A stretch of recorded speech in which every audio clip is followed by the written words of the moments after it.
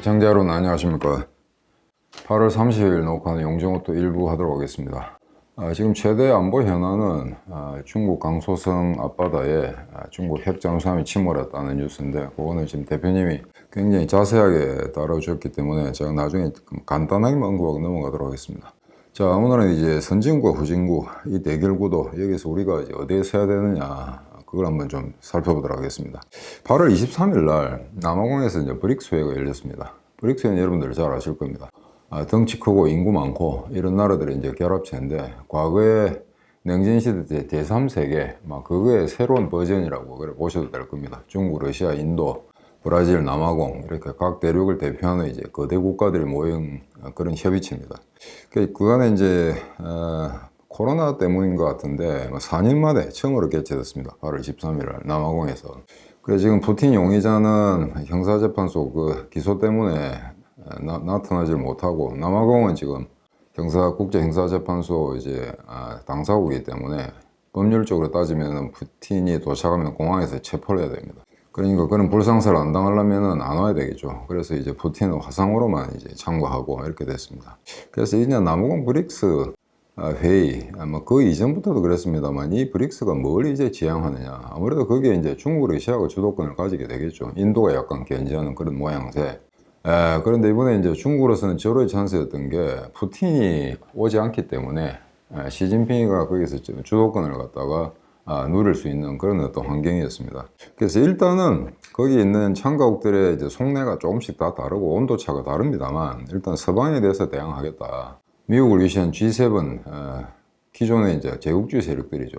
자기들 시점에서 보자면은 그런 국가들의 이제 일일이 간섭당하는 이런 일이 싫기 때문에 그간에 별개 그런 협의체를 만들어보자라고 시작한 게 이제 브릭스인데, 만만찮죠. 워낙 나라 규모가 크고 경제력도 크고 이러기 때문에 이게 아마 지금 현재로서는 G7의 GDP를 합한 것과 거의 비슷하거나 약간 오버하는 그런 형편일 겁니다. 그런데 이제 중국, 러시아 경제가 이제 붕괴되는 그런 상황이기 때문에 앞으로는 그 퍼센테이지는 조금 아마 변화가 있을 거로 보고 있습니다. 그 다음에 달러 체제, 전 세계 지금 달러로 다 결제하고 하는 거죠. 그래서 이 달러 체제로 좀 탈각해서 중국 같으면 위안화폐를 달러를 대체하는 그런 자산으로 한번 활용해보자 이런 게 있는데, 이거는 그에 대해서는 또 회원국들마다 조금씩 또 다릅니다, 입장이. 그래서 그게 두 번째 이제 중요한 목표가 되겠고, 그 다음에 이제 회원 국가들을 증대시켜서, 지금은 뭐 5개국밖에 안 됩니다만 계속해서 자기들과 유사한 덩치를 가진 그런 국가들을 갖다가 포섭해서 서방에 대결하자 이런 겁니다. 그런데 이게 EU도 마찬가지고 과거에 나토도 마찬가지였습니다만, 회원 국가가 늘어나면 늘어날수록 결속력은 오히려 이렇게 줄어드는 그런 문제가 있죠.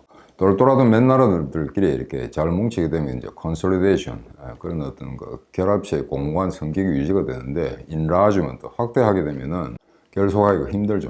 그런 모순을 이제 브릭스 회의도 같이 안고 있습니다. 자, 그런데 이번에 보면은 시진핑이가 이런 구도, 그러니까 미국 일국 지배 구조, 그걸 갖다가 좀 다각화로 바꾸자 하면서도, 그 다각화라는 태제 안에서 중국이 계속해서 헤게몬을 유지하고 싶어하는 이런 속내가 있을 겁니다. 그런데 그게 최근에 보면은 반드시 그렇게 될 것 같지 않다는 이제 그런 현상들이 좀 포착이 되는데, 이번 회의를 통해서 좀 명백히 드러난 것 같습니다. 브라질의 룰라하고 인도의 모디가 제동을 걸고 나왔습니다. 물론 이제 아주 이제 교묘한 외교적 발언으로 중국을 견제하는 이런 거였습니다만, 브라질의 룰라가 생각보다 상당히 이제 명확한 그런 메시지를 전달했던 거 아니 보니까, G7, G20와 적대할 필요가 없다. 같이 협력해 나가야 된다. 계속해서 브라질은 이제 해외 투자를 받아야 되고 하는 상황에서 중국, 러시아 이런 나라들로부터만 받을 수는 없다. 그러니까 서구와 비서구 사회의 어떤 투자 이런 것 갖다 균형을 맞추겠다, 이런 이제 의도를 드러냈습니다. 그리고 미국하고 EU와의 관계 회복, 이거 이제 우크라이나 전쟁도 그렇습니다만, 원래 옛날에 룰라가 최초의 대통령이 됐을 때도 미국과 각을 세웠었거든요.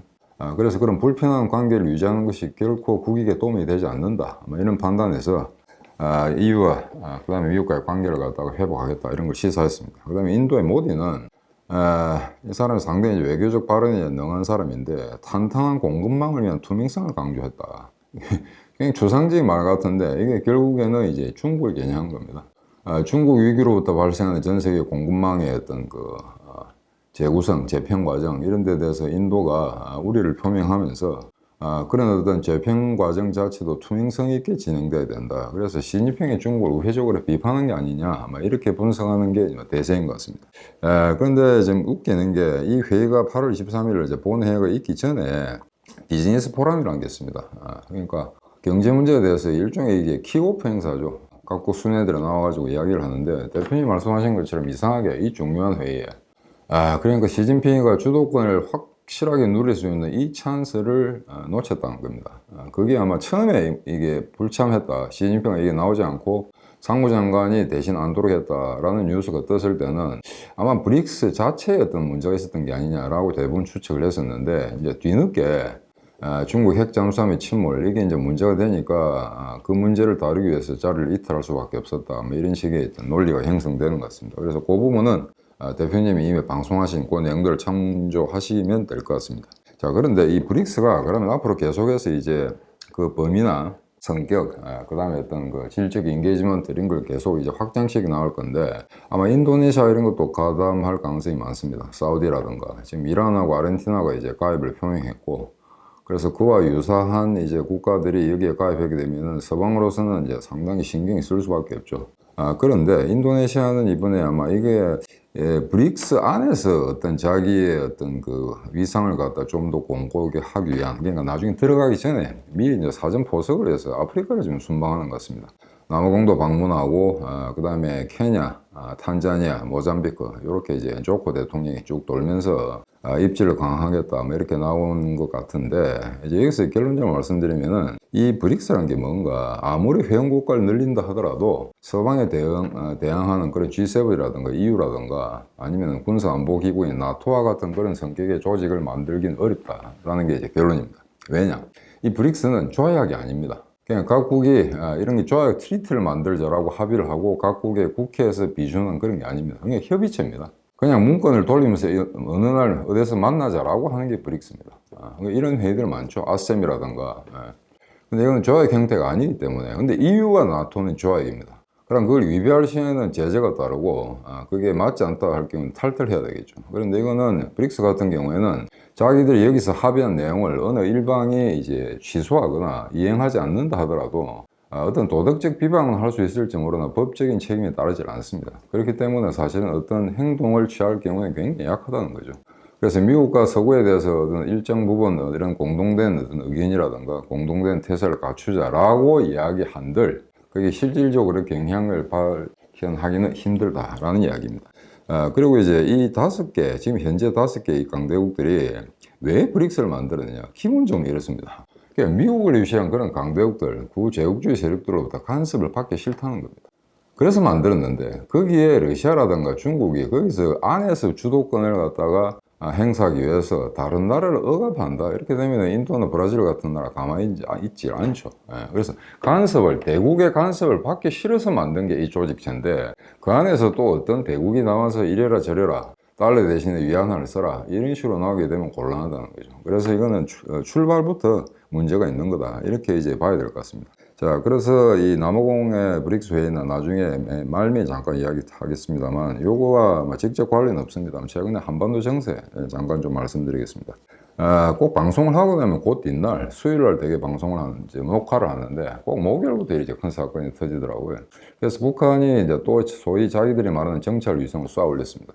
그래서 지금 현재 유엔 안보리 제재 조치에 따르면은 북한 같은 경우에는 그게 정찰 위성이 됐건 그러니까 비군사 즉 비행물체를 공중에 띄운 것을 포함해서 모든 미사일과 유사한 발사체는 쏘아 올려서는 안 되도록 되어 있습니다.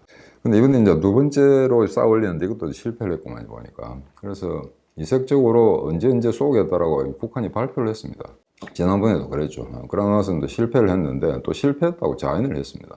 근데 일부 이제 미사일 전문가들은 이게 쏘고 난 다음에 그 잔해가 바다에 떨어졌을 때 미국과 일본이 수고해서 북한의 미사일 기술의 수준을 가늠할 수 있는 그런 증거를 보여주지 않기 위해서 일부러 이제 공중 폭파시켰다 이런 식의 이제 추측을 한 사람들도 있습니다만 그거는 지금 현재까지는 이제 소수의 의견인 것 같고 일단 성공시키면은 굳이 잔해가 이제 발견된다 하더라도 북한으로서는 어려울 건 없죠. 그래서 실패를 했는데 또 10월 달에 또 쏘겠다고 합니다. 그런데 8월에서 10월 언제 쏠지 모르겠습니다. 2달 간격 동안에 정말 또 성공시킬 수 있을까? 이건 좀 의심스럽죠. 그래서 그게 실제 미사일 기술자들이 이리랑 문제가 있어서 이걸 시정하는데 뭐 몇 개월 소요된다든지 이렇게 해서 보고가 올라가는 게 아니고 아마 김정은이가 정치적 의도로 무조건 언제까지 만들어내라, 언제까지 성공시켜라, 여기서 억압적으로 아마 명령을 내리는 것 같습니다. 그러니까 2달 뒤에 성공될 확률은 별로 없다라는 게 이제 서방의 전문가들의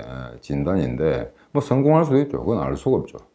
북한 같은 나라가 수십 년 동안 다른 거 다 제껴놓고 오로지 이거 하나만 몰두해 왔기 때문에 성공한다 하더라도 이상할 건 없습니다. 제가 지난번에 말씀드린 것처럼 일본은 이미 자인을 했습니다. 군사 미사일 기술에 있어서는 일단 북한이 일본을 훨씬 앞지르고 있다, 그걸 갖다 스스로 인정을 했기 때문에 일단 이게 10월 달에 성공한다, 성공 못할 거다, 단정 짓기는 힘든 것 같습니다. 그래서 이게 이제 유엔에서 이제 당연히 문제가 되죠. 지난번에 말씀드린 것처럼 어차피 러시아, 중국은 아무리 뭐 성명 같은 거 내지는 않을 거고, 규탄은 둘째치고 뭐 어떠한 제재도 하지 않을 겁니다. 그거는 지금까지 앞으로도 계속 이 어떤 그 신냉전 구도의 어떤 성격이 근본적으로 변하지 않는 한 그런 거는 계속 유지될 건데, 하도 답답하니까 주 유엔 미국 대사 린다 토마스 그린필드라고 흑인 여자 대사가 있죠. 그 사람이 북한 대표에 대해서 이렇게 이야기했습니다. 여기 공개적으로 이 미사일 문제에 대해서 한번 공개 토론을 하자, 누가 맞는지 이야기를 하자라고 했는데, 그에 대해서 북한은 적극적인 반응을 보이지 않았습니다. 유엔 그 회의 현장에서도 아무런 뭐 대꾸가 없었고요. 근데 가장 웃기는 거는 거기서 이제 북한 대표는 뭐라고 이야기했냐면은, 이거는 평화를 위한 군사적 목적이 아닌 정찰, 그냥 뭐 그 정찰이라는 게 이제 군사적 용도가 아니고 자기들 말로는 다른 용도로 쓸 수 있는 거다, 다목적용으로 쓸 수 있는 거다라고 이야기하면서 애써 이걸 피해가려고 했습니다. 그래서 이거는 어떤 다른 나라 위협하는 게 아니다, 자체 기술 개발을 위한 거다라고 이야기했는데, 이제 중국 대표가 북한을 두둔하면서 뭐라고 이야기했냐면은, 같은 맥락에서 이거는 군사 무기가 아니다라고 이야기하면 되는데, 북한은 이러저러한 어떤 발사체 계속 쏘아 올리면서 금년 초에는 어느 정도 자제를 했다. 그런데 유엔의 서방 국가들을 이걸 인정하지 않고, 그래 좀 이렇게 제너러스하게 받아들이지 않고 계속해서 압박을 가하고 있다. 그래서 동북아의 긴장이 더 고조되고 있다. 그렇기 때문에 이거는 서방의 어떤 제재, 북한을 갖다가 계속 코너로 몰아붙여서 완전히 국채를 갖다 말살시키려 하는 이런 서방 진영의 의도 때문에, 그리고 한미연합 군사훈련을 강화한다, 그리고 앞으로 한미일 삼국의 군사훈련을 강화함으로써 북한을 더욱더 압박하고 옥죄는 그런 형세가 유지되는 한 이런 발사체 발사는 당연한 거 아니냐, 뭐 이런 식으로 했거든요. 그래서 북한을 두둔했습니다만, 북한이 말하는 메시지의 주된 내용하고 중국이 이야기한 건 조금 다릅니다. 그냥 북한은 군사적 목적이 아니다라고 이야기했고, 중국 같은 경우에는 군사적 목적인 것 같은데 뭐 미국 너가 그딴 식으로 행동하니까 북한이 질 수밖에 없지 않느냐, 뭐 이런 식으로 이제 옹호를 했던 것 같습니다. 최근에 지난번에도 이제 제가 보고를 드렸습니다만, 러시아가 쇼이구가 북한을 방문했었고, 그 이후에 이제 활발한 어떤 무기 수입, 수출 이런 게 이루어지고 있는데, 다 완벽하진 않습니다만 4개 정도가 포착이 됐습니다. 주로 일본하고 서구론에서 이제 포착한 건데, 러시아가 북한으로부터 뭘 사갔느냐. 그래서 이게 우선 이제 170mm 자주 유탄포, 이게 M1989 콕산이라는 건데, 1989년도에 제작된 거라고 그렇게 보면 되겠죠. 그래서 이거하고, 물론 이 자주 유탄포하고 이제 포탄은 당연히 따라 붙겠죠. 그 다음에 T-62 굉장히 오래된 겁니다만, 그 개량형 천마호 전차. 북한에서는 T-62를 이제 천마호라고 부르고 있는데, 뭐 폭풍호도 있고 뭐 여러 가지 그렇습니다. 그래서 그 전차도 일부 가져갔다. 그래서 이 구닥다리 전사들을 수입해 간다고 한다면은, 이거 굉장히 지금 기동 전력이 열악하다는 그런 현상을 이제 반영하는 거겠죠. 그리고 이제 대전차 미사일은 두 종류가 있습니다. 9M111이라 가지고 파고트라는 이제 대전차 미사일. 그 다음에 3M6 슈멜이라는 이제 대전차 미사일, 뭐 이런 것들이 지금 이제 사진에 제가 잠깐 참고로 제시했습니다만, 이게 워낙 좀 오래된 것들이라, 낙후된 것들이라 그렇게 전장에서 기대하는 것만큼 효과가 나올까 하는 거는 좀 판단은 힘듭니다. 그래서 일단 요게 이제 포착된 게 요거 4개만 이제 사갔다는 건 아닙니다. 서방의 어떤 첩보 당국 또는 싱크탱크에서 파악한 게 요 정도라는 거죠. 그래서 그보다 훨씬 많은 무기 체계, 그 다음에 다량의 포탄을 아마 구입했을 거다, 그렇게 지금 판단을 하고 있고, 그 반대급부로 이제 현찰을 받았느냐, 아니면은 다른 어떤 개발 기술, 특히 미사일 또는 이제 핵 잠수함 이런 것과 관련된 기술이 이전되느냐 하는 거는 좀 더 이제 상황을 보고 지켜봐야 될 것 같습니다. 그리고 이제 요 최근에 미국의 그 VOA 방송 아시죠? 보이스 오브 아메리카. 그게 이제 리차드 롤레스라고 전 국방부 이제 차관 보고가 나왔습니다. 그래 이 사람은 그간의 방송에서 몇 번 소개한 바도 있고 장관 시간 동안 저희 배용준 최고위원님하고 이제 개인적인 친분을 갖고 있는 사람입니다. 그러니까 비즈니스상의 문제가 아니고 실제 친구입니다. 배용준 최고위원님이 영어를 잘하시니까 뭐 거의 뭐 그 사람과 영어 하는데 막 농담, 어떤 개인적인 아주 그 미세한 감정 이런 걸 다가 충분히 표현할 수 있는 그런 대화를 하시는 분들입니다. 그리고 물론 대표님하고도 꽤 오랫동안 교분이 있는 사람이죠. 얼마 전에 한국을 갔다 왔었고요. 그래서 이 사람이 이제 VOA에 초청이 돼가지고 최근에 이제 캠프 데이비드에서 이제 한미일 삼국 군사 동맹을 향한 그런 발걸음 그런 데에 대해서 좀 평가를 해달라 이렇게 부탁을 받고 이제 나왔던 모양인데 그래서 이 양반의 이제 평가에 따르면은 이번에 사실은 이제 군사 협력을 위한 무슨 협정을 맺은 것도 아니고 합의를 이행하겠다. 그런 약속을 했고 이제 문건을 3개 만든 그런 정도에 불과하다. 하지만 이게 사실상의 동맹 관계가 아닌가. 그래서 외교 용어로 사실상 할 때는 de facto라는 말을 씁니다. 라틴어인데 de fact라는 이야기죠. 그러니까 사실상의 de facto 군사 동맹에 가까워졌다. 아마 그렇게 지금 평가를 내렸는데 그 중에서 리차드 롤레스 전 차관보가 가장 이렇게 핵심적으로 봤던 거는 지금 만약에 한미일 삼국 간의 공동의 미사일 방어 체계가 형성이 된다면 이거는 굳이 군사 동맹을 위한 조약을 만들 필요도 없을 거다. 그러니까 여러분들 지금 보시면 북한이 이제 미사일을 쏴야 될 때 한국하고 일본이 이제 공개적으로 보도를 하는데 조금 내용이 엇갈리죠. 사정거리라든가 낙하 지점이라든가 궤적도 약간 차이가 날 수 있고 그다음에 좀 심한 거는 한국은 한 발 쐈다고 하는데 일본은 2발을 쐈다 이런 이제 오차가 생깁니다. 그래서 이게 만약에 실시간 정보를 공유하게 된다면 이런 약간의 차이라는 건 있을 수가 없겠죠.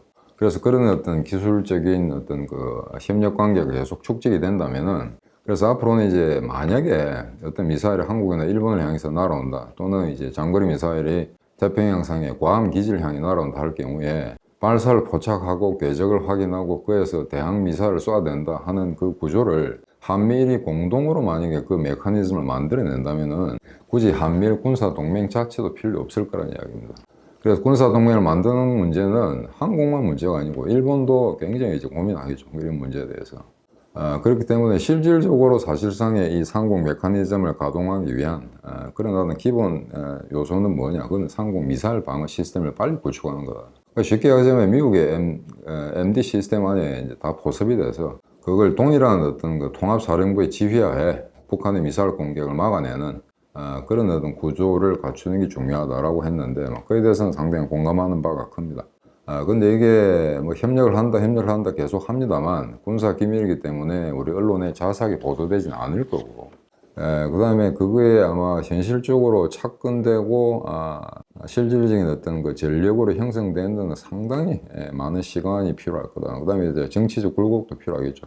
미국의 대선이라든가 일본의 정치적 변동, 그 다음에 한국의 어떤 총선 대선 이런 데서 누가 정권을 잡느냐, 국회를 장악하느냐 뭐 이런 문제에 대해서 이게 막 크게 영향을 받을 것 같은데 막 그럼에도 불구하고 여러 가지 난제가 있음에도 불구하고 굉장히 어려운 이런 일을 갖다가 한국 대통령하고 일본 총리가 했다. 그래서 이제 거기 롤렛을 비롯해서 VOA에 나왔던 이제 분석가들은 이게 courageous, 대단히 용기 있는 행동이었다. 왜냐하면 일본하고 뭘 한다 라면 이제 우파들도 이제 굉장히 좌파들 눈치를 보는 그런 경향이 많죠. 그래서 한국은 뭐 일본하고 뭐 한다 라면 화들짝 놀라는. 그래서 오염수 문제만 하더라도 전 세계에 저렇게 난리법을 떠는 거는 중국 공산당하고 한국의 민주당밖에 없습니다. 근데 여러분들 곳곳에 이제 플래카드 붙은 거 보면은 전 세계가 규탄한다, 뭐 일본의 오염수 방류 이딴 소리 해놓죠. 근데 한번 보십시오. 중국하고 한국밖에 없습니다. 이 문제에 대해서 그래 난리치는 거는. 그렇다고 해서 뭐 그게 완벽하게 안전하다라고는 단정할 수는 없으나 일단 호들갑을 떠는 국가는 중국, 한국밖에 없다는 이야기죠. 그래서 그런 문제가 있음에도 불구하고 이런 어떤 한국과 일본이 협력을 해서 미국과 그런 어떤 큰 그림을 하나 그려봤다라는 것에 대해서는 칭찬을 아낄 필요가 없다. 이런 식의 평가인 것 같습니다. 근데 이 캠프 데이비드 삼국 이제 공동선언 이런 게 나오고 나서 중국이 굉장히 신경질적이고 거친 반응을 보일 거로 예상했었는데 사실은 그렇지 않다는 거죠. 그 수위라든가 막 군사훈련 이런 것도 별로 없었고, 대만 앞바다에서 군사훈련 하는 거는 늘 하는 건 상수입니다. 변수가 아니고. 그리고 그 묘하게 또 이제 그게 캠프 데이비드 그게 뭐 회동이 있었을 때 중국이 이제 그 단체 연결 갖다가 풀었다 뭐 이런 문제들. 그래서 이거 뭐 그거하고는 이제 별개로 봐야 될 것 같습니다만 이상하게 좀 더 강수를 줄만도 한데 뭐 이런 식으로 나왔다. 한국에 대해서는 아직 구체적인 제재가 없습니다만 일본에 대해서 이번에 오염수 방류 그 문제 때문에 일본으로부터 수산물을 사지 않겠다 이렇게 지금 나오고 있는데 아마 그게 뭐 상당히 문제가 될 겁니다. 일본으로서도 아마 알고는 있었겠으나 마치 놀란 것처럼 이제 그렇게 행동을 보이는 거죠. 그리고 중국에 대해서 당장 풀어라 이런 이야기를 하는데 아마 수출업체들 좀 답답할 겁니다. 왜냐하면 거의 40% 가까운 수산물이 중국에서 소비가 되거든요. 그리고 EU로 가는 어떤 수산물 같은 것도 중국, 홍콩 이런 데서 가공이 돼서 날아가기 때문에 그게 저렇게 아마 조치를 취하면 일본으로서는, 일본 수산업계로서는 상당히 곤욕스럽죠. 그래서 그거는 아마 충분히 예상은 했겠습니다만 그렇다고 해서 딱히 대안도 없는 그런데 일본에 좀 고민이 있습니다. 그래서 지금 현재 중국이 이번 캠프 데이비드에 대해서 이제 과연 앞으로 어떤 보관을 갖고 있는가 하는 건 이제 구체적으로 드러나는 그 반응들을 보고 우리가 평가를 해야 되는데, 과거에 비해서는 굉장히 어찌 보면은 이제 북한과 중국, 러시아에 대해서 공개적으로 도전장을 내민 그런 상황입니다. 그래서 한국이 가담한 어떤 문서에 단 한 번에 불과합니다만 중국을 적시한 이런 문건은 한국으로서는 최초거든요. 그래서 이런 거는 중국, 북한을 굉장히 자극할 수밖에 없는 그런 내용인데, 그럼에도 불구하고 예상보다는 중국의 반응이 별로 그래 거칠지 않다. 아마 그렇게 좀 보고 있는 것 같습니다. 그래서 이제 여러분들 한간에 그런 이야기 많이 아마 들으시고 주변 뭐 친척이나 친구들하고도 그런 대화를 하실 겁니다. 우리가 저런 식으로 미국에, 일본에 너무 이제 군사적으로 경도됐을 경우에 잃는 게 많을 거다. 중국과의 관계라든가 그런 비즈니스 관계 이런 거 어떻게 할 거냐. 한국의 사기업들이 중국에 들어가서 투자하고 있는 기업들이 어렵지 않겠느냐. 이런 식으로 이야기를 하죠. 그런데 기본적으로 만약에 우리가 이런 그간의 이제 가치를 공유하는 그런 국가들 아니고 이 브릭스 국가들처럼 극히 편협한 단기 이익에만 몰두해서 그런 어떤 그 정책과 정책 간의 어떤 정합성이 없는 그때그때마다 눈에 보이는 이익만을 위해서 뭔가를 추구하는 그런 어떤 외교적 행동을 취했다고 합시다. 그럼 그때그때 보면은 그게 국가 이익으로서는 플러스가 될지 모르겠으나 장기적인 관점에 봤을 때는 그게 오히려 마이너스가 될 수 있다는 거죠. 물론 기업들은 눈앞에 이익만을 쫓는 그런 집단입니다. 하지만 그걸 자국 기업을 보호해주고 그 다음에 그 비즈니스 행령을 신장시켜 나가도록 도와주는 것은 국가의 역할입니다만 국가라는 건 어지간히 장기적인 목표 아래서 설정된 그런 논리에 따를 수밖에 없는 상황이거든요. 그래서 브릭스 같은 국가를 보면 그런 서구의 EU나 나토가 갖고 있는 그런 가치 동맹이 아닙니다. 경제적, 정치적 사정도 너무나 다르고요. 그 다음에 종교도 다르고 그들이 헌법에 명시한 그런 가치들을 갖다 다 풀어내놔봐야 별로 공유할 게 없는 집단들입니다. 그래서 이거는 영속하기가 힘들다는 거죠. 하지만 EU라든가 그 다음에 우리가 알고 있는 웨스턴 밸류, 서구 가치에 근거한 그런 선진국들의 어떤 움직임이라든가 공동된 움직임이라든가 하는 것은 그건 영속 가능성이 있다는 겁니다. 그래서 이 외교나 국방이라는 것도 친구 관계하고 마찬가지입니다. 그때마다 맨날 술이나 밥 얻어먹으면서 자기는 한 번도 베풀지 않는다. 이런 식의 만약 친구가 있다고 할 때 그놈의 계산으로 봐서는 그게 이득이 될 수도 있겠죠. 하지만 그런 사람이 만약 우리 모임에 들어온다고 할 때 환영받겠습니까, 여러분들? 여러분들 동창회나 그다음에 사적인 모임이 있지 않습니까? 아무리 돈이 없고 좀 딸린다 하더라도 돈 있는 친구가 두세 번 밥을 사면 그래도 한 번 정도는 제스처를 보여야죠, 그죠? 근데 그런 것도 하지 않고 눈앞에 보이는 이익만을 추구하겠다라고 했을 때 그 사람은 계속 친구를 잃게 되어 있습니다. 외교도 마찬가지입니다. 그래서 당연히 서구 선진국은 한국을 자기들과의 친구라고 생각하고 있는데 여기서 떨어져 나와가지고 지금 무너지고 있는 중국 경제를 붙들고 뭔가 거기에서 단물을 빨라고 계속 한다면은 나중에 결정적인 순간이 왔을 때 이 모든 국가들, 이 선진국이라고 할 수 있는 이 모든 국가들이 한국을 버릴지도 모른다는 이야기입니다. 그걸 갖다 지금 한국의 민주당이라든가 국내 좌파 세력들, 그 다음에 아무것도 모르고 그냥 오로지 하루하루 그냥 장사로 연명하는 사람들이 머릿속에 박힌 그런 사고방식 가지고는 국가를 운영할 수가 없죠. 그래서 국가를 운영하는 어쩔 도리 없이 여기에 평생을 바친, 목숨을 바친 사람들의 그런 절규를 들으셔야 됩니다, 여러분들. 그러니까 여러분들 한번 지나간 사람들 붙잡고 이야기해 보십시오. 중국과 잘 지내야 된다라고 하는 게 50%가 넘을 겁니다. 물론 그 사람들하고 억지로 한국에 와 있는 중국인을 구타한다든가 그런 이제 야비한 행동을 해서는 곤란합니다. 그건 문명국가가 아니기 때문에. 하지만 만약에 결정의 순간에 중국이 어디에 설 거냐, 우리를 도와줄 수 있는 나라냐, 아니면 우리를 적대시하고 나라 뒤편에 설 거냐 하는 거는 지금 계산해 볼 필요도 없이 너무나 명백한 명제거든요. 자, 그렇다면 한국은 어떻게 행동해야 되느냐. 지금 최소한 국방 외교 분야에 대해서 지난 문 정권에 비해서 지금 현재 윤 정권이 하고 있는 건 상당히 긍정적인 부분이 많습니다. 하지만 아직까지는 70점 이상을 줄 수가 없는 그런 상황입니다. 왜? 결정적으로 파국이 왔을 때 한국에 관한 그런 단호한 결정을 내릴 수 있겠느냐 하는 건 여전히 의문부호가 찍히는 상황이거든요.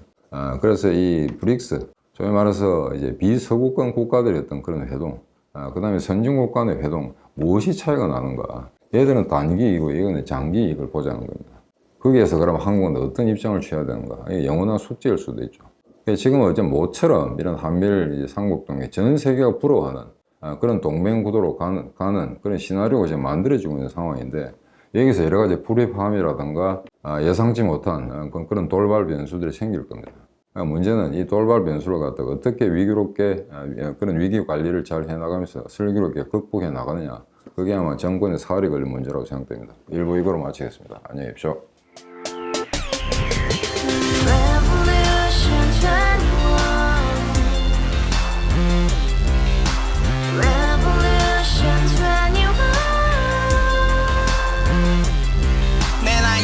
월세 30 코인빚만 300 서울에 온 지 벌써 10년 아둥바둥 버텼지만 여전히 난 반지 하에 제왕 곰팡이 연문제약 내비랑 깡통망통 완전히 폭망 고시원 창문만큼 작아진 내 꿈 연애 결혼 내 집 모든 게 헛꿈 1년 전 떠난 여친 울며 말했지 같이 써봤자 평생 가본 게 꼭꼭꼭하지 가바후스 700 나도 소유주 가바후스 700 나의 소주 택시기사 우라부지 마트캐셔 울어무니 우리 집안 다 털어봤자 후줄 그래 개선민 내 미래 거기서 팍 끝난 거지 팍더 이상 노력 따윈 괴물이 스펙 찾아서 말리 비오는 날 알바 잘려 맨날 학원 날 개쳐 발려 밤비 내리는 양화대교 홀로 걷고 있을 때 현수막에 아로 새겨진 평당 700짜리 아파트 다같이 소리 질러 혁명 21 가바후스 700 나도 소유주